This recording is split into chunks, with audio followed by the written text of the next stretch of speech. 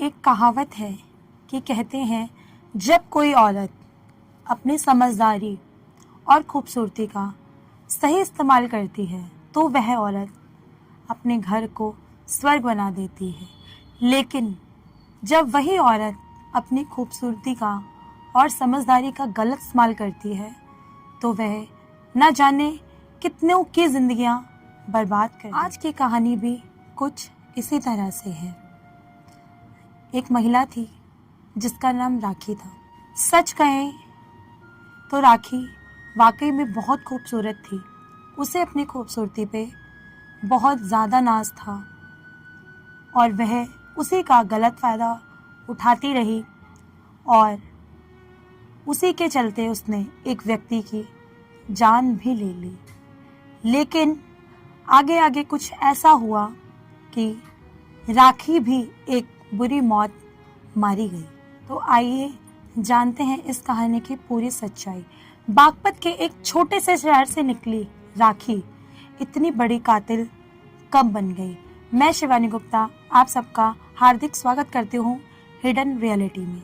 ये घटना बागपत के एक छोटे से गांव की है जहाँ एक छोटा सा परिवार रहता था।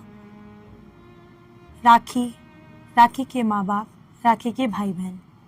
राखी के बड़े होने के नाते राखी के माँ बाप ने उसकी शादी करा दी। शादी करा के वो ससुराल चली गई। पति से ना बनने की अनबन में राखी ने अपने पति से तलाक ले लिया और वो फिर घर लौट कर आ गई अपने माँ बाप के पास। फिर माँ बाप ने कुछ दिन बाद उसकी दूसरी शादी कराई। फिर राखी चली जाती है। फिर कुछ दिन बाद लौटकर घर वापस आ जाती है। तो बार बार शादी के चक्कर में माँ बाप परेशान हो गए थे। घर में झगड़ा होने लगा था। माँ बाप समझाने लगे थे पर राखी को कुछ भी समझ नहीं आ रहा था। राखी अपने माँ बाप से घर में झगड़ा करती थी, बहसबाजी करती थी। उसके बाद राखी घर छोड़कर चली जाती है। तो वह वहाँ से निकलकर एक किराए के कमरे पे जाती है जहाँ वो अकेली रह रही होती है। होता ये है कि जब वो किराए पे चली जाती है तो उसको ना अपनी माँ का डर होता है, ना अपने पिता का डर होता है और ना ही अपने भाई का डर होता है। उसके बाद वो अपने मन की हो जाती है। ना जाने कितने लोगों से दोस्ती करती है, दोस्त बनाती है। इतना ही नहीं, उसने अपने लिए एक रिवॉल्वर भी इशू करवाई थी जिसको वो एनी टाइम अपनी कमर में लगाकर चलती थी। आप जरा गौर करिएगा, एक लोअर क्लास की बेटी, गांव की रहने वाली, एक रिवॉल्वर इशू करवा रही है तो वो कैसे करवा सकती है। ना तो उसके पास इतना पैसा था, ना ही उसकी इतनी पहुंच थी, बट फिर भी उसने रिवॉल्वर इशू करवाई। और वो जहां किराए पर रहती थी उसी के पास उसने एक जॉब ढूंढी जहां वो जॉब करने लगी। जब वो जॉब पर जाने लगी, थोड़ा समय हुआ तो उसको वहां एक विक्रांत नाम का लड़का मिला। उससे कुछ दिन बातचीत हुई और उसके साथ लिविंग रिलेशनशिप में जहां राखी किराए पर रहती थी वहीं पर रहने लग जाती है। विक्रांत भी कोई कवारा लड़का नहीं था। विक्रांत ने भी शादी कर रखी थी। लड़की का नाम प्राची था और उसके 2 बच्चे थे। प्राची नोएडा में जॉब करती थी, गवर्नमेंट ऑफिस में, सिंचाई विभाग में। और विक्रांत इधर दूसरी शादी की तैयारी कर रहा था राखी के साथ। वह शादी 26 अप्रैल को होने वाली थी, लेकिन 16 अप्रैल की रात एक पार्टी रखी गई थी। और वो पार्टी इसलिए रखी गई थी कि शादी के बाद राखी और विक्रांत कहाँ रहेंगे। तो उन्होंने ये फैसला लिया था कि वो मथुरा में एक घर खरीदेंगे जहाँ वो शादी करने के बाद रहेंगे। उसी के सिलसिले में 16 अप्रैल को पार्टी रखी गई थी, जिस पार्टी में राखी, कपिल, विक्रांत और सुधारस ये 4 लोग थे। उसी दौरान विक्रांत उस पार्टी में जाता है और बैठ के बातचीत होती है। विक्रांत वह प्रॉपर्टी अपने नाम से ले रहा होता है, लेकिन राखी का कहना यह था कि वो प्रॉपर्टी मेरे नाम से ली जाए और विक्रांत ने यह करने से मना कर दिया। इसीलिए राखी को गुस्सा आया और राखी ने उस विक्रांत को गोली मार दी। उसके बाद खुद राखी ने 112 नंबर मिलाकर पुलिस को सूचना दी कि मेरे पति विक्रांत और मेरा झगड़ा हो गया है और मैंने अपने पति को गोली मार दी है। इसके बाद फोन कट गया और जो राखी के दोस्त थे सुधारश और कपिल, वो राखी को डांटने लगते हैं, समझाने लगते हैं कि तूने ऐसा क्यों करा, अब इसमें तो हम सारे फंस जाएंगे और हम सबको जेल जाना पड़ेगा। तो फिर राखी के पास 112 का दोबारा फोन आता है कंफर्मेशन के लिए और राखी फिर इनकार कर देती है कि ऐसा कुछ भी नहीं हुआ है, मैंने किसी को गोली नहीं मारी है, ये एक मजाक था। उसके बाद पुलिस लापरवाही दिखाती है और वहां पर मौके पर नहीं पहुंचती है। इसके बाद सहारनपुर के बड़गांव इलाके में जाकर एक नहर में विक्रांत की लाश फेंक देते हैं। हालांकि जबकि उसकी सांसें चल रही होती हैं, लेकिन फिर राखी उसे एक गोली और मार देती है जिससे उसकी मृत्यु हो जाती है और मारने के बाद उस नहर में उसकी लाश को फेंक दिया जाता है। अब बात है 23 अप्रैल की। पिछले कई दिनों से प्राची विक्रांत को फोन लगा रही थी, लेकिन फोन का कोई जवाब नहीं आ रहा था। वो बहुत परेशान हो रही थी। फिर जब उसने देख लिया कि मुझे काफ़ी दिन होते जा रहे हैं, मेरी विक्रांत से कोई बात नहीं हो रही है, फिर प्राची ने फैसला लिया कि वो वापस बागपत जाएगी। जब वह बागपत गई और उसने देखा कि घर में ताला लगा हुआ है, फिर वो थोड़ा सा सहम गई और वो वहाँ के लोकल थाने में जाके विक्रांत की गुमशुदा की रिपोर्ट लिखवाती है। प्राची पुलिस वालों को ये भी बताती है कि विक्रांत जिस कंपनी में काम करता था उसी में राखी नाम की लड़की भी काम करती थी। प्राची ने पुलिस वालों को ये भी बताया कि विक्रांत की गुमशुदगी में राखी का हाथ है।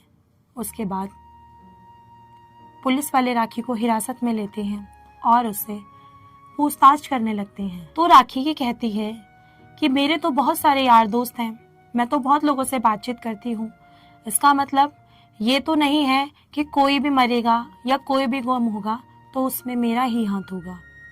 पुलिस वालों को भी लगता है कि शायद इसको इससे कुछ नहीं पता इस केस के बारे में, लेकिन फिर भी पुलिस वाले उसको यह कहते हैं कि अगर इससे संबंधित कुछ भी जानकारी हमें चाहिए होगी तो हम आपको फिर बुलाएंगे और आपको ये शहर छोड़ के कहीं नहीं जा सकते हो। इसके बाद पुलिस विक्रांत की छानबीन शुरू करती है और जिले में जितने भी थाने हैं सबको सूचित करती है और जिले ही नहीं उसके आसपास के राज्य के जो भी बागपत और सहारनपुर वगैरह जो भी पास के जितने भी थाने हैं, और बागपत पुलिस सभी को ये बोलती है कि विक्रांत से संबंधित कोई भी जानकारी अगर आपको मिले तो हमें फौरन सूचित किया जाए। अब बात आती है 26 अप्रैल की, जो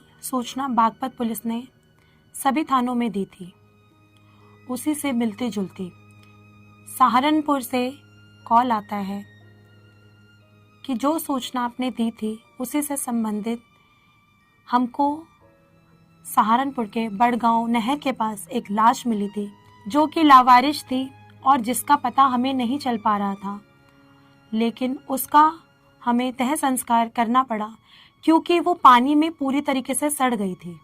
लेकिन उसका फोटो हमने खींच के रखा हुआ था और जो फोटो आपने सूचना के बिहाफ पर भेजा हुआ था वो फोटो उस फोटो से कुछ मिलता जुलता है।